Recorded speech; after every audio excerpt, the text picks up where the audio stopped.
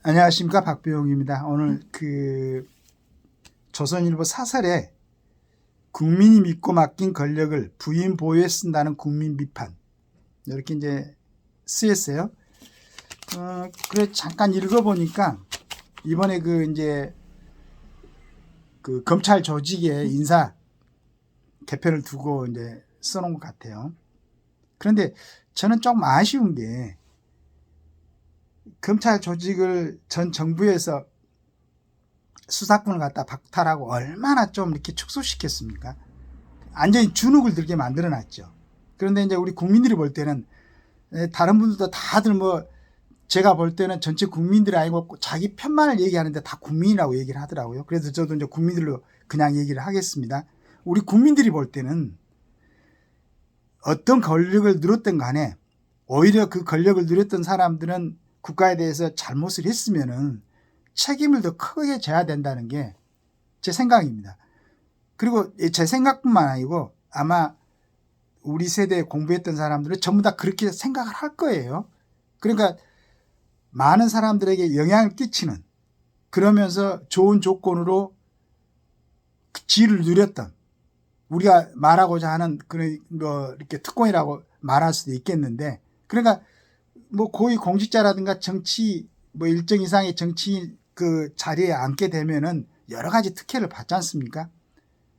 그런데 그 사람들이 그 역할을 안 하고 있으면은 국가 조직으로 운영을 해야 되는데 그게 맞지 않지 않습니까?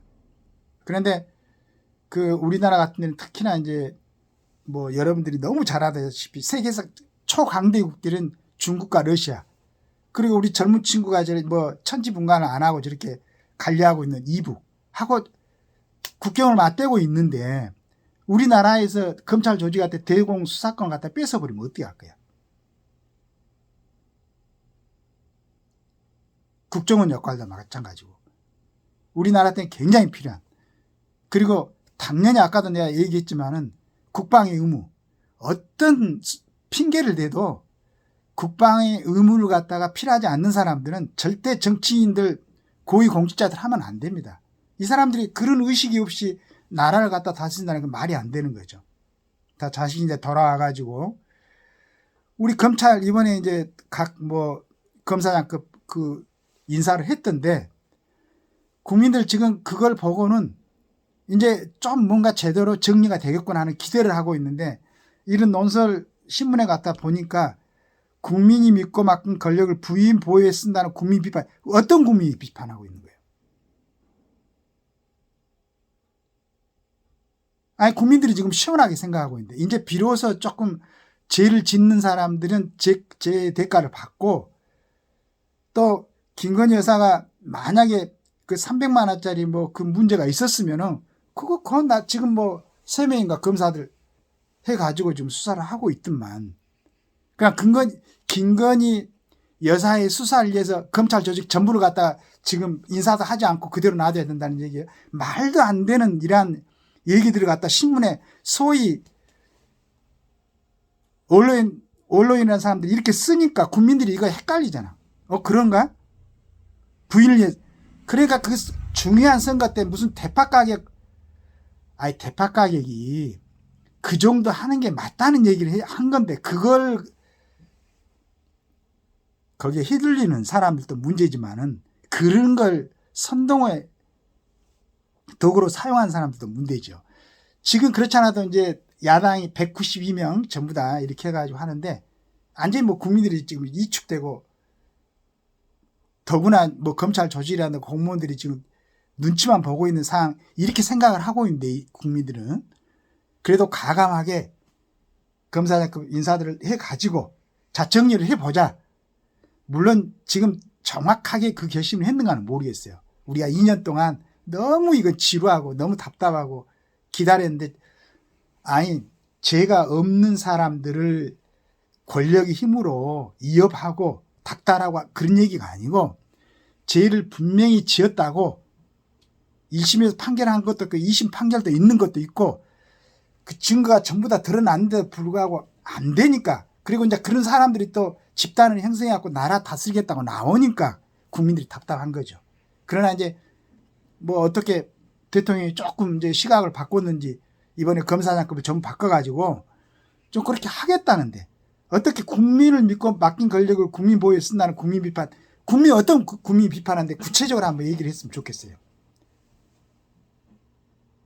그러면 뭐 우리 같은 서민들은 조그만 죄를 지어도 그냥 이거 벌금형 때릴 수 없으니까 가태를 해가지고 그렇게 막 하는 이런 상황에 176가지인가 186가지인가 특권을 누리고 있다는 이 정치를 하겠다는 사람들이 뭐 30%가 전번에 보니까 공천 받는 사람들이 전과자들뿐만.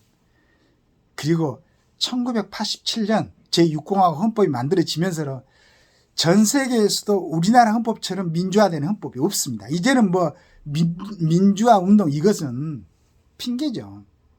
그리고 세상에서 가장 정확하게 법률적으로 다스리고 있다는 지금 OECD 선진 국가에서도 우리나라만큼 가장 민주적인 헌법을 만들어 놓은 나라가 드물다고 전 세계에서 가장 민주적인 헌법이라고 평가가 됐어요. 우리나라. 지금 뭐 더 이상 뭐 민주화가 어디 있습니까? 오히려 너무 그런 게 돼가지고 국가 기강이 지금 흔들리고 있는 건데. 이번에 이제 당선이지만은 경희대 그 김민전 교수가 나오면서 하나씩 정리를 하는 것 같더라고요.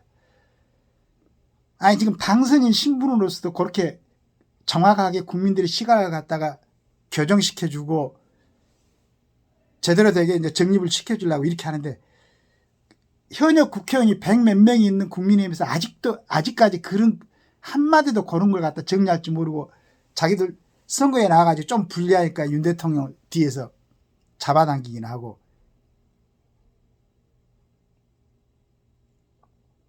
그럼 이제 정치인들이 그래 어떻게 하는지 먹고 살라고 4년 한 번 더 국회의원 하겠다고 저러면은 정치인들 그러더라도 언론에서는 자 저는 요 제목을 이렇게 바꿨으면 좋겠어요.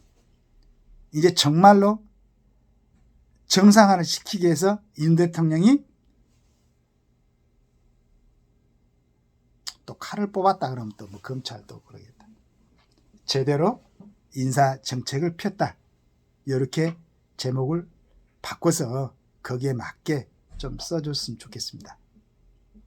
이제 참 우리 언론 중요하지 않습니까?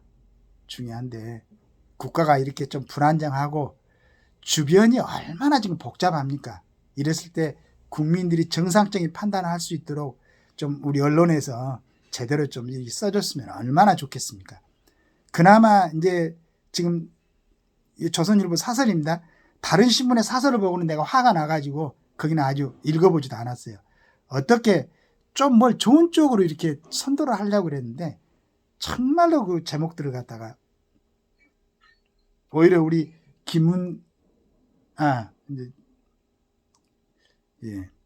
김문덕 씨 칼럼을 또 이제 한번 방송을 하려고 그러는데 너무 감사하게 생각합니다. 얼마나 정확하게 조용하게 하면서도 진짜 필요한 얘기를 갖다가 전달하려고 애를 쓰는지 감사하게 생각하고 있습니다. 여하튼 오늘 좋은 하루 되십시오. 감사합니다.